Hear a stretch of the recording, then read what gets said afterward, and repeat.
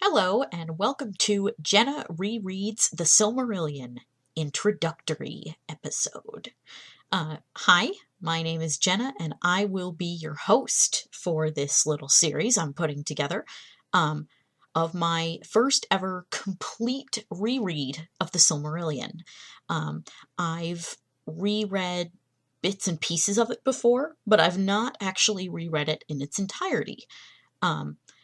I decided to do this for a couple reasons. The first reason being that the Silmarillion Writers Guild, which is a really great website for Silmarillion fanfic, if you're into reading fanfic, I highly recommend checking it out, is doing a reread of the Silmarillion.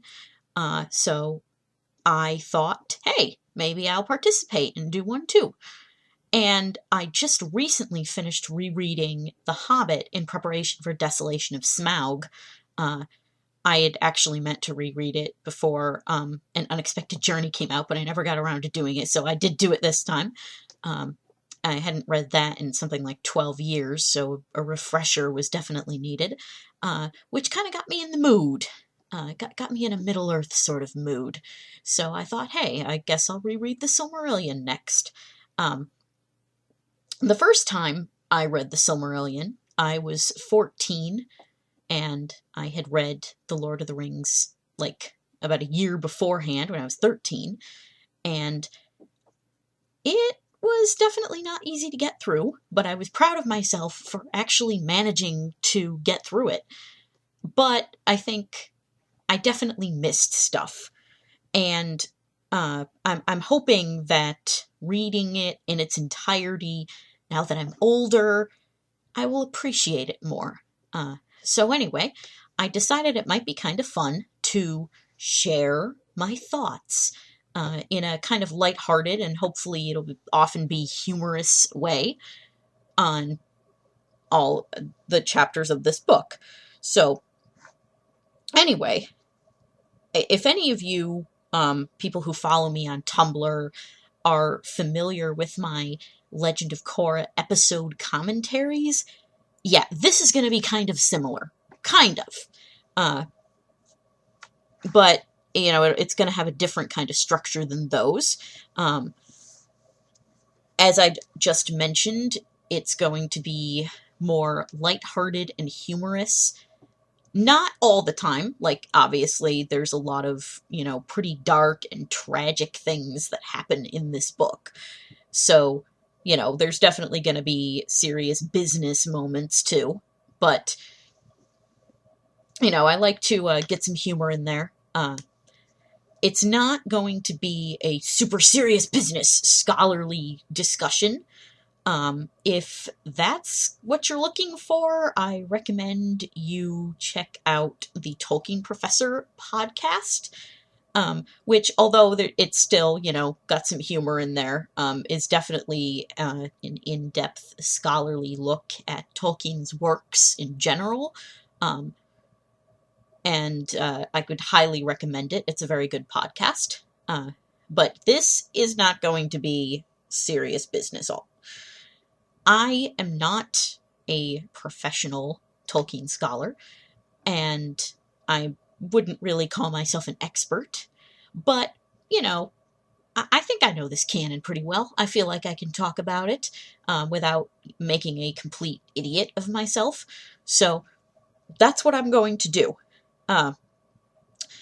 I should warn you right now, along with the more sort of lighthearted, humorous, joking tone this will probably have at times, there may also be some swearing, though I'm going to try to tone that down, because I do have kind of a bad habit of swearing a lot in real life, but I'll try to self-censor a bit.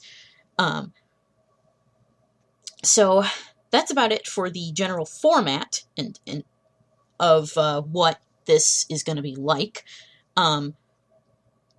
In terms of how I'm going to structure each episode, I'm going to start out by doing a summary of the chapter. So this will be events that happened in the chapter.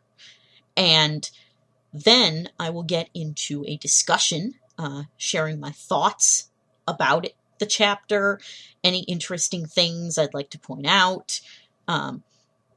So that's how it's going to work.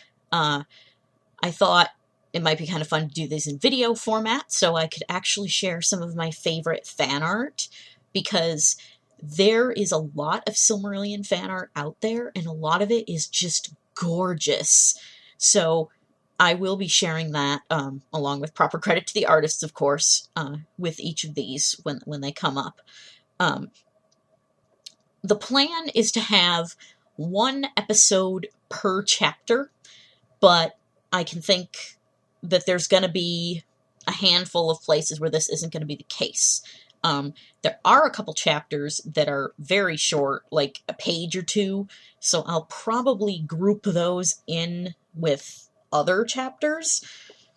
They won't get their own episodes. I'm kind of aiming at somewhere between 20 minutes to a half hour for length with these, but I'm not going to consider myself completely bound by that. Some might be longer, some might be shorter, and there may be some instances, I mean, I can think of at least a couple instances where I might have to do 2 episodes for one chapter. But yeah, we won't get there for a while. So that's how it's going to work. I'm going to try to see if I can get one of these posted per week. I'm the sort of person that needs kind of deadlines and schedules to get things done. So that's a deadline I'm going to give myself, and I'm going to try to stick to it. I think that's it for talk about the format and structure and content. Also, I am going to try to keep this spoiler-free as much as I can. I mean, like when I'm talking about an earlier chapter, I'm going to try not to mention things that are going to happen later in the book, so that if you're reading the Silmarillion for the first time, you can listen and not be spoiled. On that note, for first-time readers, I'd also like to make a recommendation. If you go to the Tumblr Ask Middle-earth, I'll put a link in here for it. They have a really good Silmarillion reader's guide with things like family trees and stuff and also some really great maps that make it a lot easier and less confusing.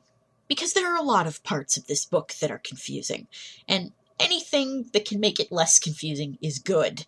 So, if at any point you're feeling confused and need some help keeping everything straight, I would highly recommend checking that out.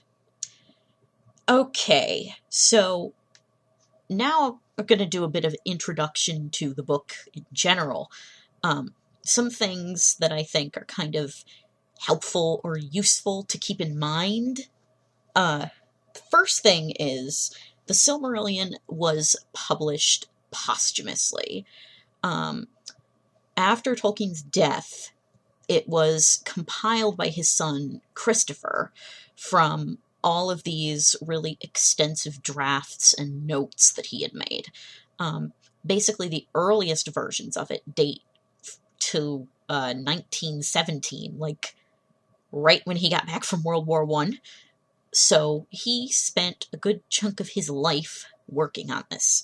And unfortunately, he never finished it. So we don't know what the final finished product would have been like that he would have wanted. So because it's compiled from all these different drafts and versions and stuff, it can appear kind of uneven in certain places. And the pacing can seem kind of off, which can be a bit jarring. So I think that's helpful to keep in mind. There's another series of books that basically consists of, well, all of Tolkien's drafts and notes and everything, largely relating to the Silmarillion, all unpublished materials. That's called the History of Middle-earth series. There are some alternate versions of a lot of the stories in the Silmarillion in there, and I may occasionally make references to some of these, but I will try to do it in a way that's not going to be hopelessly confusing. Because there's some really interesting stuff in there that I think, would be fun to talk about. Uh, so, also, some other things to keep in mind about the Silmarillion are its in-universe authorship. Um, it's a history written by elves for elves, basically. These are the elves writing about themselves. The Lord of the Rings is basically from the point of view of the hobbits, keep in mind. So we're seeing like the elves through their eyes. This is the elves talking about themselves. And one of the things that really stuck out to me the most the first time I read it was how incredibly different the view of the elves is. But I will talk about that a lot more later. But it's important to keep in mind that this is a history. And it reads like a history. I mean, I've heard a lot of people compare it to the Bible. Like, when I was in high school, I tried to convince one of my best friends to read it, and he only got like a few chapters in before giving up, and he was like, "It's too hard to read. It's like reading the Bible." So it doesn't, it takes a while to really get going, and it doesn't, you'll find that characters' thoughts and feelings and stuff are not really discussed. You kind of have to fill that in on your own. You kind of have to read between the lines a lot. It's like if you were reading an ancient history where, you just have people's deeds and you don't get their thoughts and feelings. If you kind of approach that if you kind of approach the Silmarillion keeping those things in mind, I think could be useful. And hopefully help you get through some of the more difficult parts, or relate to things better. Imagining how certain characters might be feeling at this point, because the book isn't really going to tell you. So anyway, I think that's about it for this introductory episode, and we will get started with the real first episode, which will be covering the Ainu Lindale shortly. So I hope to see you there. Thanks for listening.